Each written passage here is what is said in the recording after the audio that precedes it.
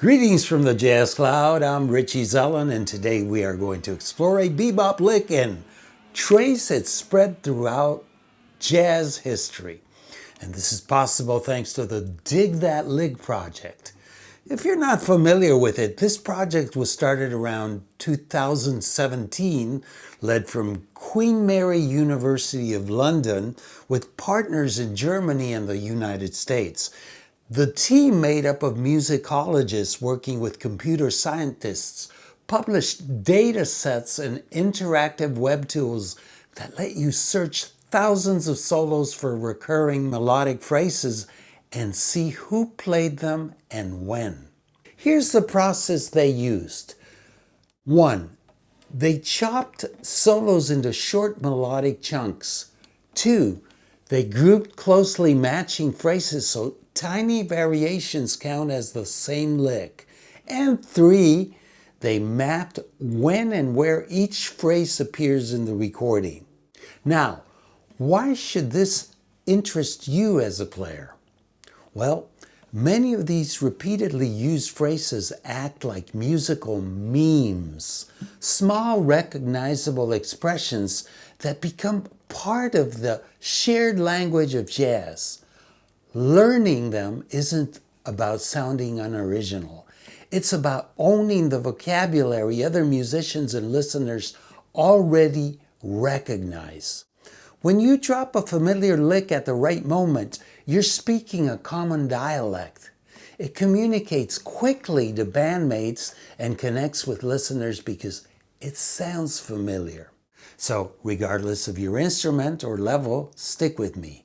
In this video, I'll show you how a single bebop lick has spread and evolved across nearly a century and how you can incorporate it into your playing. I'm going to play a few short recording snippets from artists who used the lick, but first, I want to show you the intervallic pattern it's built on. Here's a 9-note sequence starting on C. There's no fixed key or rhythm. The pattern can begin on a downbeat or an upbeat. The note lengths can vary, and the pitches can be transposed into any scale or key. What gives the phrase its identity are two things: its contour and its overall architecture. And you can hear that the line is made of 3 parts: a prefix, a nucleus, and a suffix. The prefix is a descending scale segment. The nucleus is always an ascending arpeggio in thirds, and the suffix a final descending scalar segment. And I want you to know that there are 311 instances of this lick in the database for this project. Let me play an example by Charlie Parker, one of its first and most influential exponents. And next, let me play the Charlie Parker lick we heard, only that I'm going to play it a lot slower. And you'll notice that most of these examples of this lick that we're going to hear by different artists are played at very high tempos. So here it is. 2, 3, 4. And this is also reminiscent of another lick that he plays on the head to Donna Lee. If we were to play it here, it would be something like.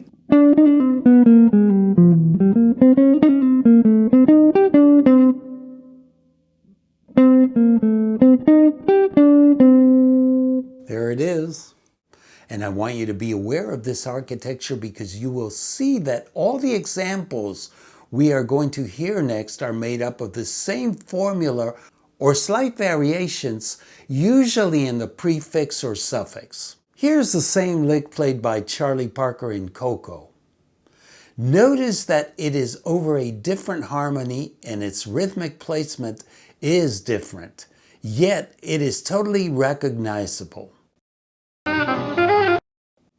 Here is Charlie Parker playing it with a slight variation over Billy's Bounce.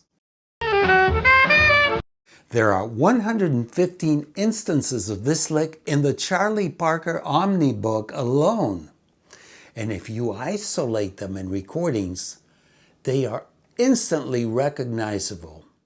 But instead of playing all the Charlie Parker examples, I want you to hear how the lick is then played by others. So here is Dizzy Gillespie, who was also among the first ones to introduce the lick.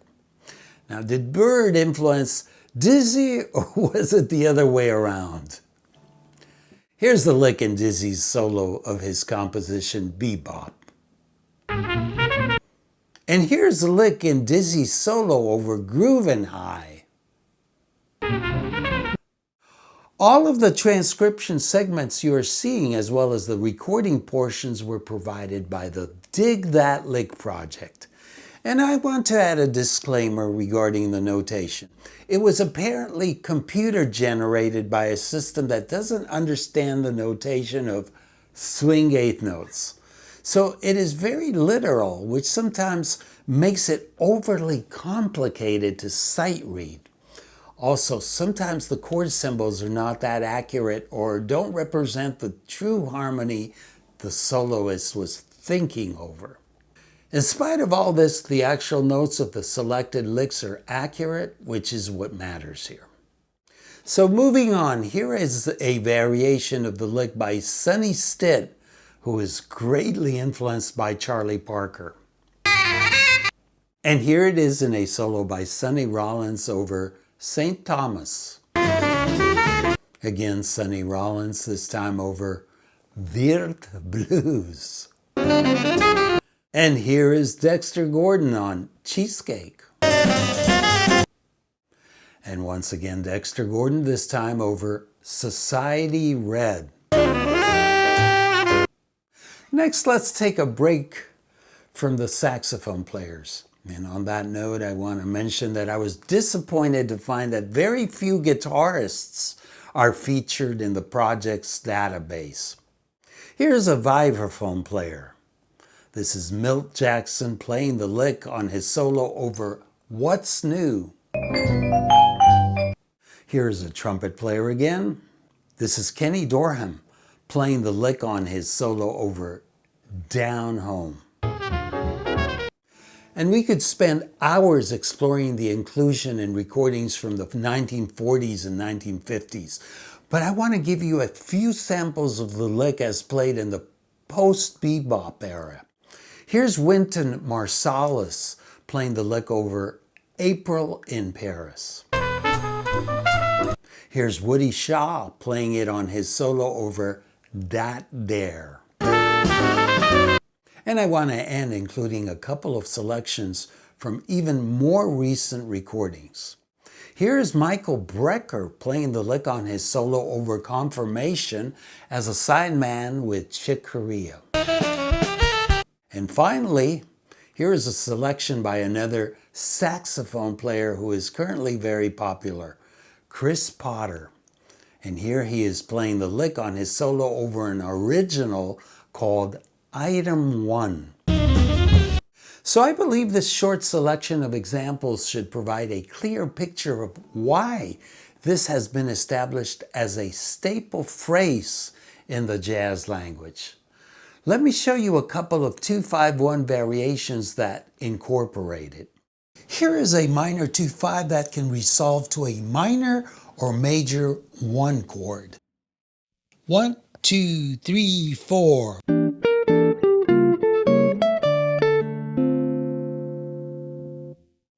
Notice that the prefix starts on the upbeat of 1, the arpeggio nucleus takes up the second half of the first measure, and the suffix is the resolution over the second measure.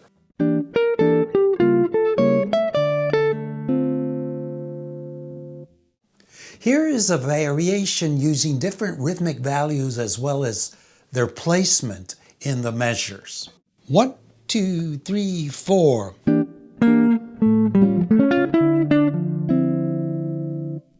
Here the prefix begins on the second beat with a quarter note. The arpeggio nucleus is now condensed into 16th notes and takes up the fourth beat. And the suffix is very similar to the previous one, But the lick doesn't have to be over a 2-5-1. It often appears over one chord. Here it is played entirely over a D minor 7. And this could also be applied to F major 6, its relative major. 1, 2, 3, 4. So we have the prefix beginning on the upbeat of 1, the arpeggio nucleus entirely over the 3rd beat, and the suffix on the 4th beat.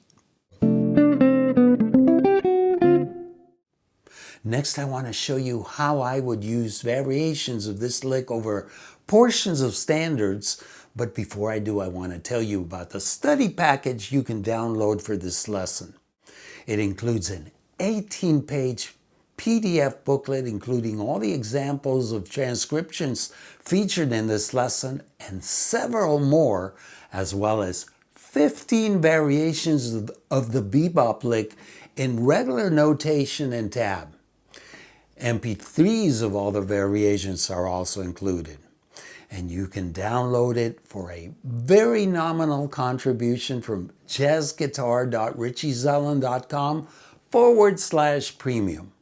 Next, I'm going to improvise over the A section of Autumn Leaves, and I'm going to try to insert the lick we've been looking at several times.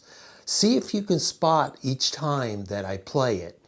And a little hint is to listen for that 2 or 3 note prefix, which is a descending scale, stepwise motion, followed by the arpeggio, which is an ascending 4-note pattern.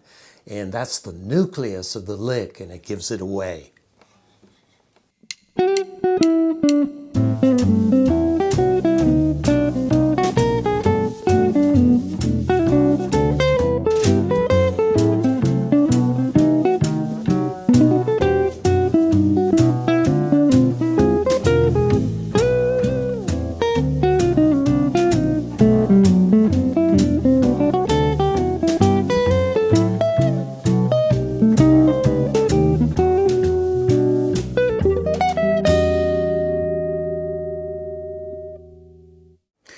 For those of you who are still with me, I'm really curious to hear your comments about this lesson. Let me know if you would like me to do some more lessons featuring other frequently played bebop licks from the Dig That Lick project.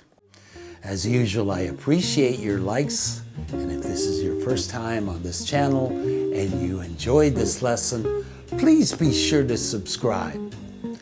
Until we meet again, you know the drill. Practice, practice, practice, take a break, rinse and repeat. May peace be with you.